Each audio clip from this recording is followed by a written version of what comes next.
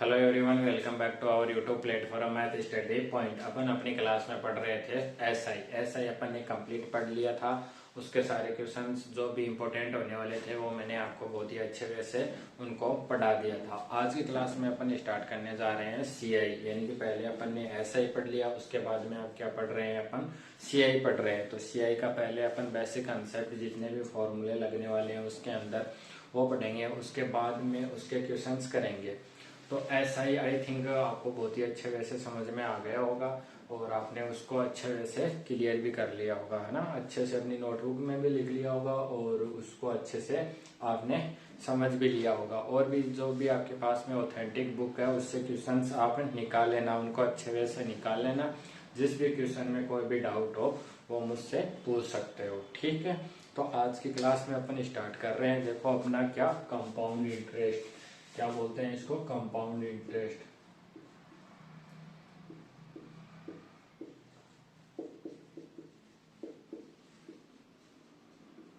इसको हिंदी में बोला जाता है चक्रवृद्धि ब्याज।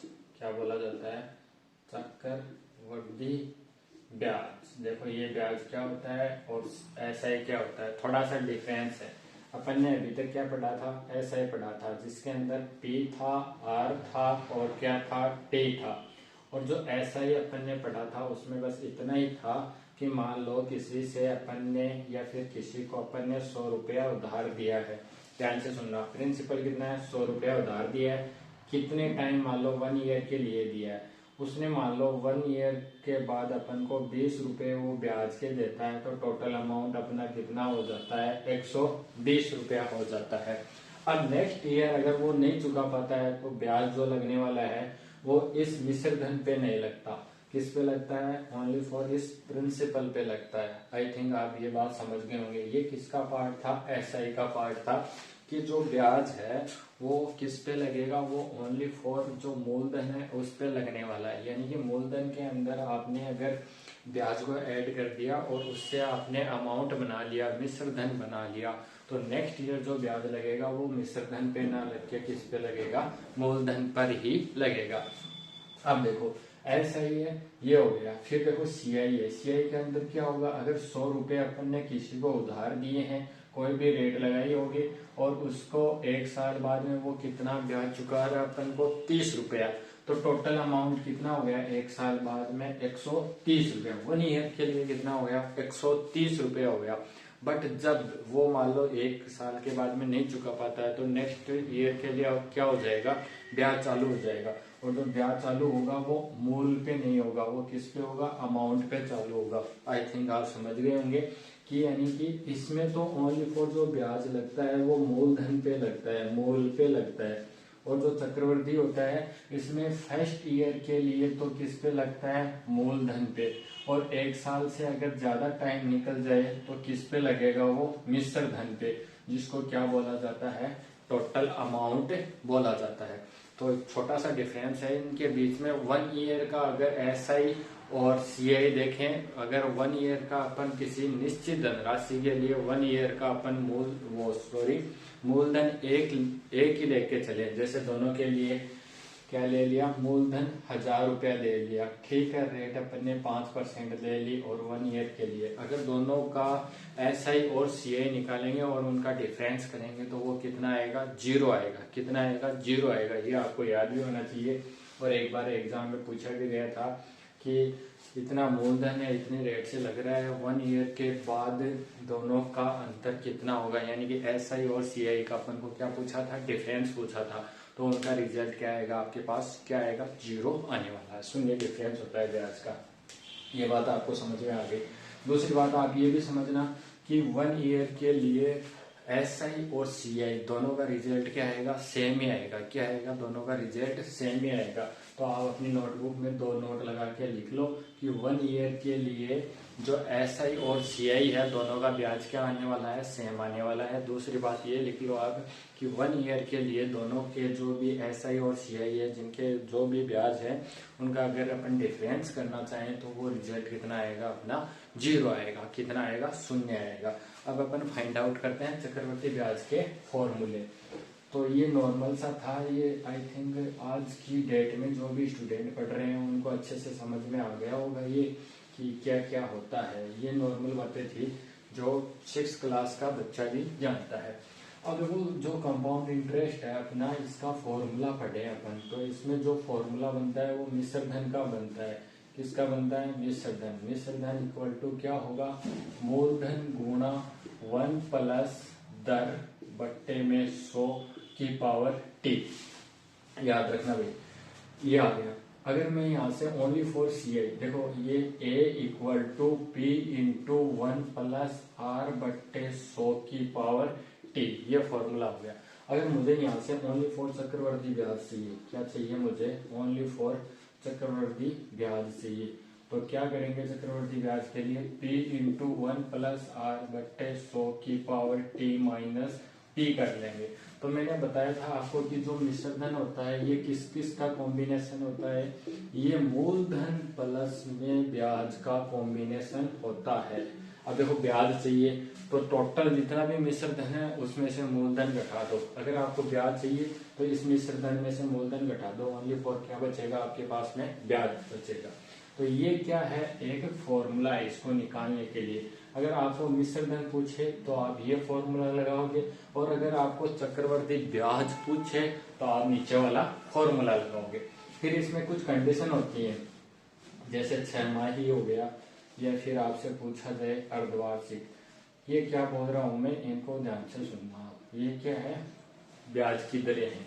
एक क्या होती है? वार्षिक होती है, ठीक है। एक क्या होती है? त्रैमासिक होती है, त्रैमासिक, ठीक है। इनके बीच में डिफरेंस समझा देता हूं मैं। वार्षिक का मतलब 12 महीने पूरा या 1 ईयर। अर्धवार्षिक का मतलब 6 महीने, 6 महीने, 6 महीने, एक ये दोनों। त्रैमासिक का मतलब होता है 4-4 महीने के 3 टुकड़े, यानी कि 4-4 महीने के कितने टुकड़े? 3। तो 4 के कितना हो गया? 12 महीने हो गए। ये आपको आना चाहिए। तो वार्षिक में तो आपको कोई चेंजमेंट नहीं करना है। अर्धवार्षिक के लिए लिख लो। अगर आपको ये दे दिया जाए कि दर क्या है? अर्धवार्षिक है, तब आपको क्या करना है? दर को तो आधा करना है, और जो समय है उसको क्या करना है? 2 गुना करना है। अगर 6 माही पूछा जाए या फिर अर्धवार्षिक पूछा जाए तो आपको क्या करना है? आपको बस ये काम करना है कि जो दर आपको दे रखी है उसको आप क्या कर देना? आधा कर देना, और जो समय है आपका उसको आप 2 गुना कर देना। ये मैं आपसे बोल रहा हूँ, ये याद रखना आप अर्धवार्षिक के लिए। वार्षिक के लिए कोई चेंजमेंट नहीं करना। और जो आपकी त्रैमासिक है इसमें क्या करोगे आप? दर को तो कर दोगे 1/3।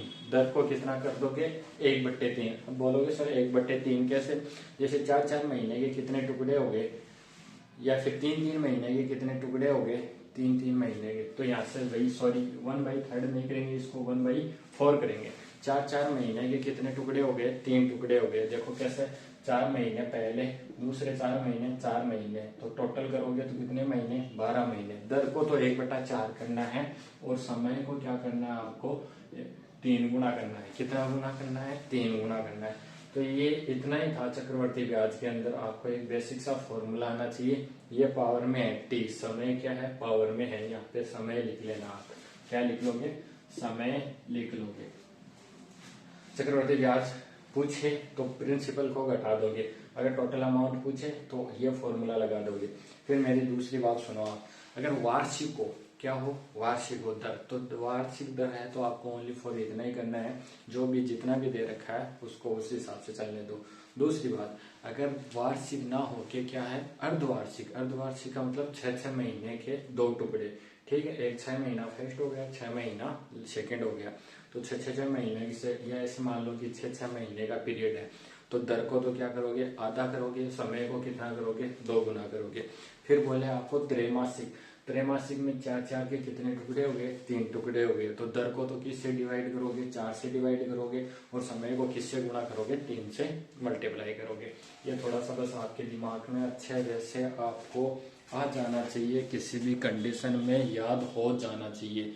पूरा कंप्लीट दिखाई दे रहा है? हाँ, पूरा कंप्लीट दिखाई दे रहा है।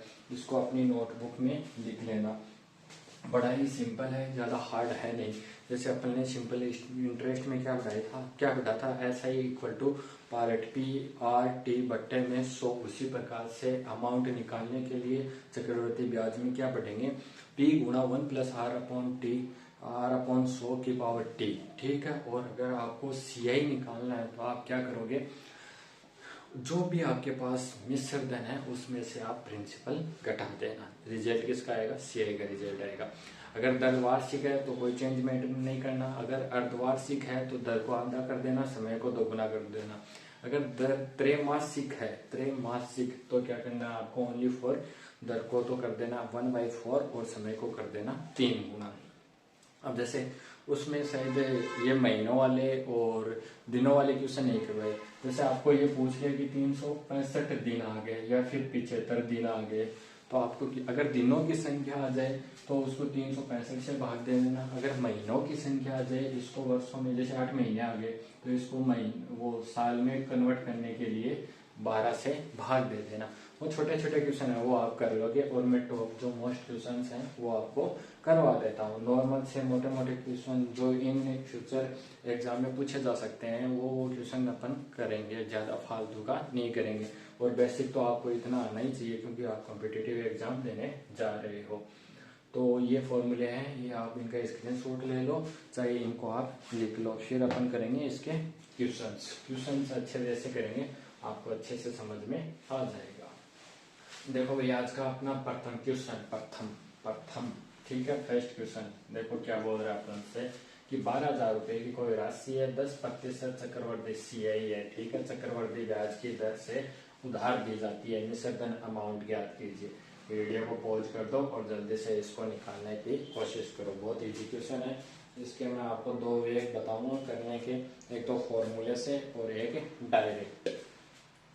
तो आप इसको फाइंड आउट करोगे क्या रिजल्ट आता है आपका निकल के।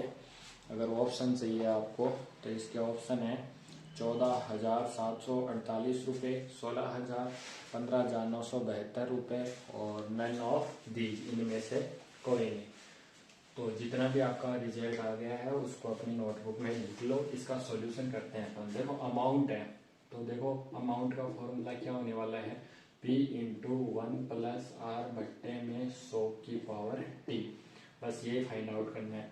P कितना है 12,000 इंटू 1 प्लस आर दे रखी है 10 बट्टे में 100। टाइम कितना है, सीआई की दर से कितने टाइम के लिए दिया है इसने, ये चक्रवर्ती ब्याज की दर से उधार दी जाती है। तो टाइम दे रखा है 3 वर्ष, मैंने नहीं लिखा भी। टाइम इक्वल टू कितना था 3 ईयर। अब निकाल लो आप। ठीक है, मिस्टेक हो गई छोटी सी, चलो अपन कर लेते हैं। ये रिजल्ट है तो टाइम कितना आ गया 3 आ गया। कर लो कैलकुलेट, 12,000 इंटू इसको कैलकुलेट करोगे तो 100 में 10 जोड़ दो तो 110 बट्टे में 100। कितने टाइम है 3 टाइम, तो 3 टाइम लिखोगे। इसकी पावर कितनी है 3 है, तो 3 टाइम इसको अपन को लिखना पड़ेगा। देखो 3 बिंदु से ये 3 बिंदु गई, फिर 3 बिंदु शेष रही तो ये 3 बिंदु चली गई। 11 का मल्टीप्लाई 3 बार है तो ये कितना हो गया 1331। हाँ ये भी आपको ध्यान रखना पड़ेगा, कम से कम आपको 1 से लेके 50 तक के तो स्क्वायर याद होने चाहिए। ठीक है, अच्छे वैसे एग्जाम को फाइट करना है तो 1 से 50 तक। वो जमाना गया है कि आप 20 तक याद कर लो, काम निकाल लो अपना, वो जमाना चला गया है। 30 तक भी काम नहीं निकलेगा, कम से कम 50 तक तो ये आपके याद होने चाहिए। और क्या बोला जाता है उसको, क्यूब भी याद होनी चाहिए भाई। 30 तक तो मिनिमम याद होनी चाहिए। अब मुझे याद थी कि 11 की पावर 3 कितनी होती है 1331, तो मैंने तो लिख दिया। अब अगर आपको नहीं याद है तो याद कर लो। क्या स्क्वायर याद करने हैं आपको, स्क्वायर कितने याद करने हैं आपको 1 से लेके 50 तक। और जो क्यूब है वो कितनी याद करनी है आपको, कम से कम 1 से लेके 30 तक की याद करनी है। बस 1331 का अपन को मल्टीप्लाई करना है तो 2 आ जाएगा, 6 आ जाएगा, इतना आ जाएगा। और इसमें कितना जोड़ देंगे 1331, तो ये रिजल्ट आ जाएगा अपना 15,972 रुपया अपना क्या आ जाएगा रिजल्ट। और ये क्या हो जाएगा अपना करेक्ट आंसर हो जाएगा। अगर पूछ लेता वो ओनली फॉर क्या सीआई ब्याज, तो 15,972 माइनस क्या करते, 12,000 रुपये लेस कर देते, तो 972 और यहाँ से तीन ही बचेगा ना। ये क्या आता अपना CI आता, ये क्या है अपना अमाउंट आया है। कुछ नहीं करना आपको, मैंने बोला था जैसे अपन ने SI में पढ़ा था उसी प्रकार से इसमें भी पढ़ रहे हैं। ओनली फॉर सारी की सारी, जैसे ये फॉर्मूला है फर्स्ट फॉर्मूला, तो इसमें कितनी चीजें हैं, 1 2 3 4 चीजें, इनमें से वो 3 चीजें आपको डेफिनेटली देगा। कितनी चीजें देगा आपको, 3 देगा, चौथी पूछ लेगा। नॉर्मल सा है, कुछ भी पूछ सकता है, जैसे उसने ये चीज दे दी, ये दे दी, ये दे दी, टाइम पूछ लिया, रेट पूछ सकता है, P पूछ सकता है, A पूछ सकता है, डायरेक्ट वो CI भी पूछ सकता है। तो CI पूछेगा तो इसमें से कौन सा पार्ट घटाओगे आप, P वाला पार्ट घटाओगे। नॉर्मल से है, एकदम से छोटा छोटा है, एकदम से बच्चों वाला है, ठीक है। अब देखो इसको करने का अपन दूसरा तरीका जो इजी है, फास्ट हो सकता है, ये जो करना चाहे वो ये कर लेना, और जो इसका सेकंड तरीका है उसको भी भैया आप अपना लो, आपके लिए बेस्ट रहेगा, उससे फास्ट होने के चांस हैं, और उसको बोला जाता है फ्रैक्शन मेथड। देखो अपन ने SI पढ़ा था, SI में मैंने क्या बोला था, जो भी होता है वो R गुणा T का ही रिजल्ट है, ठीक है, R पे ही डिपेंड करता है सब कुछ। तो यहाँ पे भी आपको R ही लेना है। R कितनी है, 10%, सर फ्रैक्शन में निकालें तो 1/10।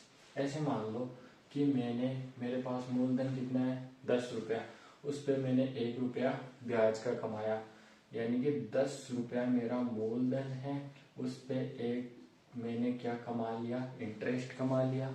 तो मेरा टोटल अमाउंट क्या हो जाएगा, अगर मूलधन में मैं SI जोड़ दूं तो मेरे पास टोटल अमाउंट आएगा, और टोटल अमाउंट कितना आ गया, 11 रुपये। ये तो बच्चों वाली बात है, एकदम से याद कर लो भाई कि अगर 10% को फ्रैक्शन में तोड़े, 1/10 लिखें, नीचे वाले को प्रिंसिपल माने, मूलधन माने, और ऊपर वाले को ब्याज माना जाए, तो 10 रुपए पे 1 रुपया ब्याज का मिल रहा है। इट मीन्स 1 साल बाद या 1 महीने बाद जो भी है टाइम, उसमें अपन को 1 साल के बाद में कितना रिटर्न मिलने वाला है, अपन को 11 रुपए का रिटर्न मिलने वाला है। आई थिंक आपको ये बात समझ में आ गई होगी। अब देखो कितने टाइम है, ये कितने टाइम है, ये 1 टाइम है, कितने टाइम है, 1 टाइम। ये कितनी टाइम है, 3 टाइम है। तो 10 से कहाँ पे रिजल्ट, 11 पे, 10 से रिजल्ट कहाँ पे, 11 पे। यहाँ से ब्याज का रुपया 1, यहाँ से भी 1, यहाँ से भी 1। मैं देखूं कि 3 साल बाद में टोटल मूलधन कितना था, तो 1 के कितने बिंदु, तो आप बोलोगे कितने बिंदु, 3 बिंदु। और अगर यहाँ से मिश्र धन इनका मल्टीप्लाई करूं तो कितना आएगा, 1331। कितना आएगा, 1331। दोनों का डिफरेंस क्या आ जाएगा, CI आ जाएगा। अब देखो मूलधन इतना है क्या, नहीं है सर, कितना है, 12,000। तो 12,000 बनाने के लिए मुझे इसको किससे गुणा करना पड़ेगा, 12 से। तो इसको भी मुझे किससे गुणा करना पड़ेगा, 12 से। और ये आया था अपना 15,972 रुपये। देखो ऐसे पढ़ोगे ना तो रिजल्ट भी याद हो जाएंगे। जैसे मैंने एक बार ही पढ़ा है, आपके सामने निकाला है, और उसका अमाउंट कितना आया था, उसका अमाउंट आया था 12,972 रुपये। मूलधन कितना है, 12,000 रुपये। मिश्र धन कितना है, 12,972 रुपये। दोनों में जो अंतर है वो क्या हो जाएगा, क्या हो जाएगा, रिजल्ट हो जाएगा। जैसे दोनों का अंतर कितना है, 331 रुपये का। इसको भी 12 से मल्टीप्लाई कर लो तो 166 गुणा 331, 1793, 3971 रुपये का फर्क आया था शायद दोनों में, सॉरी 2 आएगा यहाँ पे। तो 3972 रुपये का फर्क आया था, CI आया था। कैसे आया था, 15,000 में से अपन ने, सॉरी 15,972 में से अपन ने 12,000 लेस किया था, तो 3972 रुपये का CI अपन को प्राप्त हुआ था। दोनों मेथड है, दोनों मेथड से करना चाहो कर लेना। अगर आपके पास में छोटे एग्जाम दे रहे हो, आपको वो मेथड अच्छा लगता है फॉर्मूले से, तो वो कर लेना, कोई दिक्कत नहीं है। बट आप इस मेथड पे काम करो, फ्रैक्शन मेथड पे काम करो। आप परसेंटेज पढ़ के आए हो, प्रॉफिट लॉस पढ़ के आए हो, डिस्काउंट पढ़ के आए हो, किस पे, फ्रैक्शन पे पढ़ के आए हो, ठीक है ना। टाइम एंड वर्क उसमें तो नहीं था, उसमें तो वो देखें जैसे कार्य कुशलता अधिक है, कम है, ज़्यादा है, उसमें फ्रैक्शन लग सकता है। तो मैंने एक क्वेश्चन आपको पढ़ाया है, उसके दोनों तरीके बताए हैं, एक फॉर्मूला बेस्ड बता दिया, एक फ्रैक्शन मेथड बता दिया। जितने भी अपन क्वेश्चन करेंगे वो फ्रैक्शन से करेंगे, इससे करेंगे इजी होंगे। देखो वही यहाँ पे आया था 1000 रुपया वाला और वही 1331 बना था। कैसे, जैसे उसमें मान रखा था अपन ने 12,000 गुणा 110/100 गुणा 110/100 गुणा 110/100, शायद ये आपको याद है, अपन ने पढ़ा था। फिर बिंदु ये काटी थी सारी, इसको मल्टीप्लाई किया था मैंने, 1331 बना था, उसको किससे गुणा किया, 12 से गुणा किया, टोटल अमाउंट आया। ये यहाँ पे ये रिजल्ट है, यहाँ पे देख लो, इससे इसको काट दें तो 10 से रिजल्ट 11, 10 से रिजल्ट 11। यही बात मैं बोल रहा हूँ, अगर प्रिंसिपल 10 है उस पर एक ब्याज मिल गया तो 10 से रिजल्ट क्या 11। सिंपल सा है, इसको आप याद रखो, बहुत ही आपके लिए हेल्पफुल रहेगा। अब करते हैं अपन नेक्स्ट वाला क्वेश्चन, वो आप करोगे, इसलिए आप तैयार हो जाओ, ठीक है। और उसको क्या बोलते हैं, इसको आप अपनी नोटबुक में लिख लो या फिर इसका आप एक स्क्रीनशॉट ले लो, दोनों मेथड का। वो तो फॉर्मूला बेस्ड था और ये क्या है, फ्रैक्शन मेथड है। तो आप इसको भी आप अपनी नोटबुक में लिख लो। देखो ये अपना नेक्स्ट वाला क्वेश्चन, ये आपको अपनी क्या है नोटबुक से खुद से करना है कि क्या रिजल्ट आता है आपका। मैं क्वेश्चन आपके लिए फाइंड आउट क्या मैं आपके लिए बोल देता हूँ। क्वेश्चन आपको बोल रहा है कि 25 रुपए की कोई धनराशि है, उस पर आपको जो चक्रवर्ती ब्याज लगाना है वो लगवाना है 20% का, और जो आपको मिश्र धन ज्ञात करना है तो ज्ञात करना है, और जो टाइम दे रखा आपको 2 वर्ष। तो आप इसको फाइंड आउट करो और मुझे अच्छे से जल्दी से रिजल्ट बताओ कि क्या रिजल्ट आने वाला है। देखो दोनों मेथड से करेंगे, पहले अमाउंट ही याद करना है ना, तो मैंने लगाया amount equal to P into 1 plus R/100 की पावर T। देखो भाई P कितना है, आप बोलोगे 25,000, ठीक है, इंटू 1 प्लस R कितनी है 20/100, और टाइम कितना है 2। 25,000 इंटू 120/100 इंटू 120/100, ये रिजल्ट हो गया। काट लो जितना कट रहा है, कितनी बिंदु है 2 4, 1 2 3 4, 12 12 144 इंटू 250। बिंदु को भूल जाओ, 25 से मल्टीप्लाई कर लो, ठीक है। तो 5 और 20, 20 2 22, 5 और 2 7, 8 8 2 0 0 15 16 17 37, एक बिंदु और लगा दो, तो टोटल अमाउंट हो गया आपका कितना 37,000 रुपये। ऐसे आपको फाइंड आउट करना था। अब मैं करता हूँ फ्रैक्शन मेथड से। 20% रेट है, ठीक है, 20% को लिखवा 1/5, ये भी आना चाहिए भैया, 1/5 कैसे लिख दिया। 20% का परसेंटेज हटाओगे, बट्टे में 100 आएगा। चलो मैं लिख देता हूँ, 20% का परसेंट हटाओगे, बट्टे में 100 आएगा, इसको काटोगे तो रिजल्ट आएगा 1/5। 2 टाइम है, 5 रुपए पे 1 रुपए का आप ऐसे ही प्राप्त कर रहे हो, तो 5 से 6 पे, 5 से 6 पे। ये कितना था, ये था सर 25, और ये था आपका 36। ये 25 नहीं था, कहीं अपन ने कोई मिस्टेक की है क्या, 120 होता है, 120 ही किया है। फिर 12 का होल स्क्वायर 144 होता है, फिर अपन को 25 से मल्टीप्लाई करना था। 5 चौक 20 हासिल 2, 5 चौक 20 2 22 हासिल 2, 5 2 7, 4 दूनी 8, 4 दूनी 8, और 2 एकम 2, 0 आ गया, 10 हासिल 1 आ गई, 8 दूनी 16, 36 से आएगा यहाँ पे, कितना आएगा 36। तो टोटल रिजल्ट कितना बनेगा 36,000। कैसे पता चला सर, ये 25 नहीं है, कितना है 25,000 है, कितना गुना है 1,000, तो ये भी कितना बनेगा 1,000 गुना ही बनेगा, कितना बनेगा 36,000 बनेगा, ठीक है। इससे आप फास्टली कर सकते हो। अगर ब्याज प्राप्त करना था, आपको ब्याज की कैलकुलेशन करनी थी, तो 36,000 में से आपको मूलधन घटाना था, और मूलधन कितना था तो आप घटाते कितना 25,000, आपके पास रिजल्ट आता 0,00,011। कितने रिजल्ट आता 11,000 रुपये का क्या था रिजल्ट आता। अगर यहाँ से देखूँ मैं कि 25 में से 36 घटाऊँ तो कितने रुपए का फर्क 11 रुपये का, बट 11 रुपये का नहीं है, कितने का है 1000 मल्टीपल में है, तो 11,000 रुपये का क्या आ जाएगा CI आ जाएगा। आई थिंक आपको ये चीज़ें बहुत अच्छे वे से समझ में आ गई होंगी। 2 क्वेश्चन किए हैं, बहुत ही इजी क्वेश्चन है। नेक्स्ट वाला पढ़ेंगे अपन नेक्स्ट वाली क्लास में, बहुत ही शानदार बहुत ही बेहतरीन तरीके से पढ़ेंगे। जैसे आपने SI पढ़ा उसी प्रकार से अपन CI पढ़ेंगे, CI के टॉप तक के क्वेश्चन करेंगे, ठीक है ना, बहुत ही अच्छे वाले क्वेश्चन करेंगे।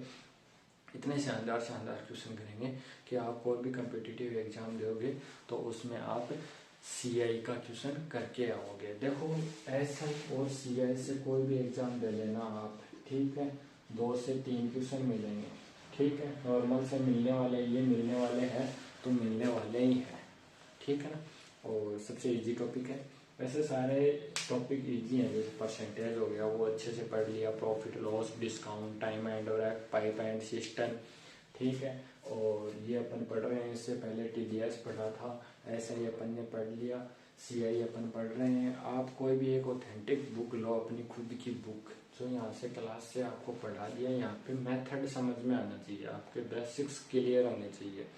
अब CI का ये फॉर्मूला होता है, फ्रैक्शन से ऐसे अपन वो कैलकुलेशन करते हैं, तो बस सिंपल सा है, इतना ज़्यादा हार्ड आने वाला है नहीं कुछ, बस प्रैक्टिस की ज़रूरत है, लगे रहो आप कैसे भी करके।